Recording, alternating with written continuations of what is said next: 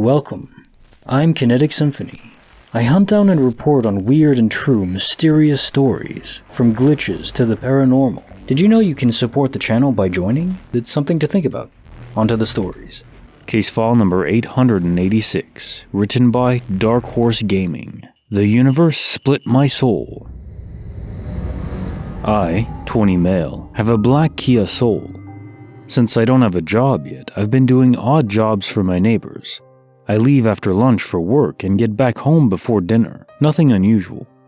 Until 2 days ago, that is. I left at 3 to go burn some brush with my dad's friend. I got back at around 6. My phone went off. I had a text from my mom asking if I was back. I said I was. I go into the house and take a shower. Mom asked if I just got home. Yeah, why? I asked.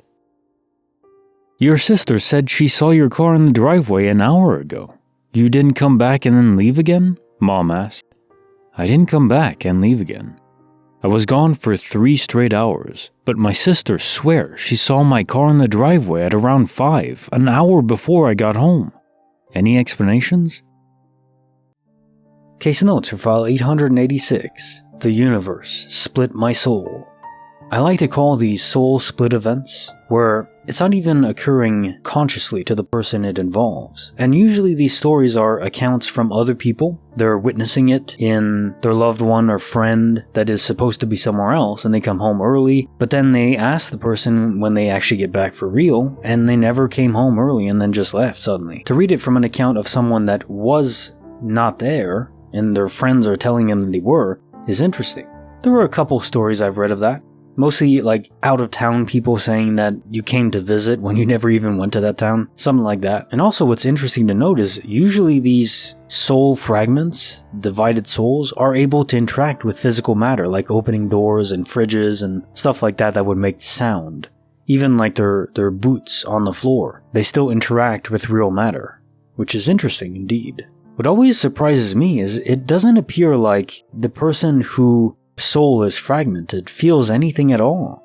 There's no discomfort, there's no energy level crash or anything like that. They're none the wiser. So at least if your soul is temporarily fragmented, you don't feel anything if it returns to you. Maybe after a while you would, but not immediately. Creepy file number 71, written by LowKeyAsundontshinehole, the Trailer Park Stalker. About 3 years ago, I was 38 weeks pregnant. My husband and I lived in what we call our village. It was 2 dead-end streets off a highway with forests beyond the ends of the roads, with a small local store at the corner of one street. We called it the village because our trailer park neighbors were my aunt, uncle, and cousin's trailer, and then my husband's brother and nieces. Then, my grandma's house was on the next street over. My other aunt, uncle, and cousins lived with her at the time. My husband and I were 21 then. My best friend Ray was visiting from college and spent the night with me. The next day, we decided to walk up my street down the highway past the store, then down my grandma's street and back through the woods to my house. This was to try to help get labor started as my pregnant belly was huge and my back was in pain. We were talking while I hobbled with her down the highway when a white truck rode by rather slowly. I knew the speed limit was about 55, and this dude had to be going like 30 miles per hour if that. Through the driver window, I saw a bald white man, maybe in his 50s, rubbernecking at us. At this time, it looked like there might have been someone else in the passenger seat.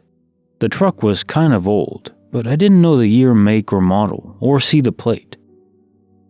Ray was talking and unbothered until I said, "Hey, that guy just went by really slow.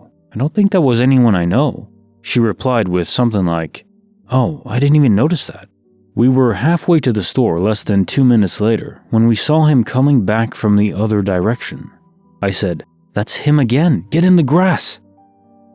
Since we were on what would have been his right side, we went down the slope of grass off the road. We are still in front of people's houses because the section of highway is lined with residences between the dead-end streets. He passes us, slowly, again, and when I turn to look behind us, he is slowing down even more, finds a spot and starts to turn the truck around. I told Ray to run, so we ran. I was doing the best I could being super pregnant. We thought about going in the store, but decided to head for my grandma's up the other street instead. Her house was up the hill at the end, but it wasn't a long run. When we got up the hill, I looked back again to see his truck pulling into the store parking lot. We continued to run, got to my grandma's where she and my aunt were sitting at the table, and told them what just happened. My aunt made a police report. I was afraid at first, thinking maybe I was paranoid. What if it was someone I knew and they were trying to say hi, and maybe it was a waste of the police's time? Turns out, there had been other reports of a man creeping around the neighborhoods. Someone in another trailer park down the highway reported that her kids were outside playing when a man emerged from the woods trying to lure one of them to him. They hollered for their mom and supposedly she came out and threatened him, so he ran off. It continues.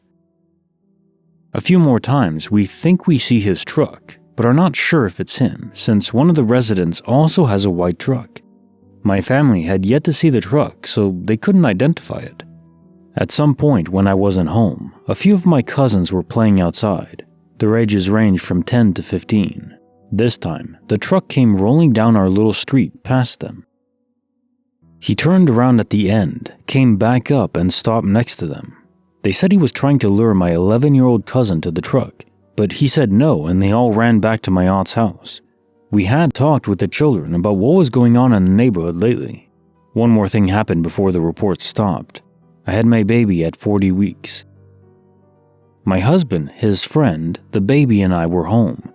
Baby was about a week old. We got a call from my aunt at grandma's house that they had seen the man real up close and personal. My 2 female teen cousins were in their room. It was getting dark out, but for some reason my cousin went to open the blinds to the window, and there was the man squatting on the AC unit, staring at them. They screamed and he jumped off and ran into the woods behind the house. My aunt called the police. My husband and his friend later went out with guns and flashlights to search for him, but did not find him. I believe he was parking his truck somewhere and then stalking houses from the forest. My husband and I actually used to walk through those woods and never had any issues as it was private land that we had permission to walk on.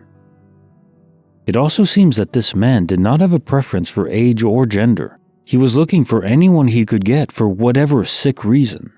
There had been police sent to patrol the highway or sit on the side of the road waiting, keeping an eye out for him throughout those weeks, but they never caught him. I still wonder sometimes if he was someone from out of town and hope maybe somewhere else he gets busted before something bad happens. We might never know. We contacted the store owner to see if he caught the truck's plates on his security camera, but you couldn't see the plates from the angle the man pulled up through. Case notes for the creepy file number 71. The trailer park stalker. Well, you certainly have good instincts. You paid attention to your surroundings, you noticed the van, and how it was driving slower than it should have been. It's very easy to get lost in our podcasts or conversations, music, Spotify, etc., and not really be paying attention to our surroundings, but I would say that's a mistake. Obviously, enjoy yourself and listen to podcasts and all that, but always be mindful of what's around you. You never know what threats are lurking behind every corner. You have to stay vigilant, and you did, so well done. Ultimately, though, we have to deal with the fact that there are some people out there, a small amount of people, but still some, that just aren't wired correctly. They're predators that haven't adapted to civilized society, and they've always existed. It's just that now they have to be a bit more careful. I do have to say, though, I'm particularly creeped out in the way you described that he was just squatting on the AC unit, staring in the window that was covered in blinds. It's like he was waiting for someone to open it and scare them. It doesn't seem to me like he was just interested in kidnapping someone, but actually terrifying them. And this is the end of the video. If you enjoyed it, hit the like button, subscribe away, plenty more to come.